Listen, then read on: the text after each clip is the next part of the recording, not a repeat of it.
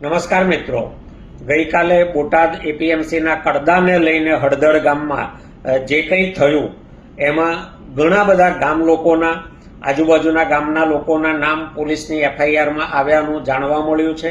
અનેક લોકોની અટકાયત થયાનું પણ જાણવા મળ્યું છે.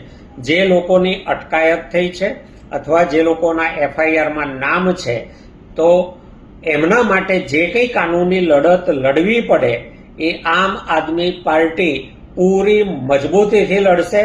અમે એફઆઈઆરમાં આવેલા નામોને આધારે તમારો સંપર્ક કરવાની કોશિશ કરીશું, પરંતુ અમારી પાસે બધાના ફોન નંબર નથી. તમારા પરિચયમાં અથવા તમારા પરિવારમાંથી કોઈનું પણ નામ આ એફઆઈઆરમાં હોય તો તમે અમારી બોટાદની સ્થાનિક ટીમનો સંપર્ક કરજો. એ ન થઈ શકે તો પ્રદેશ ટીમના કોઈ પણ નેતાનો સંપર્ક કરજો. ખેડૂતો માટેના આ સંઘર્ષમાં ખેડૂતોને સહન કરવું પડે એ પાર્ટી હરગીજ નહીં થવા દે. આમ આદમી પાર્ટી ખેડૂતોની સાથે મજબૂતીથી ઊભી છે અને નીચેની કોર્ટમાં જે કંઈ જ્યુડિશિયલ મેજિસ્ટ્રેટમાં પ્રક્રિયા કરવી પડે, સેશન્સ કોર્ટમાં કરવી પડે, હાઈકોર્ટમાં જવું પડે કે સુપ્રીમ કોર્ટમાં જવું પડે, પાર્ટી ખેડૂતોની સાથે મજબૂતીથી ઊભી રહેશે.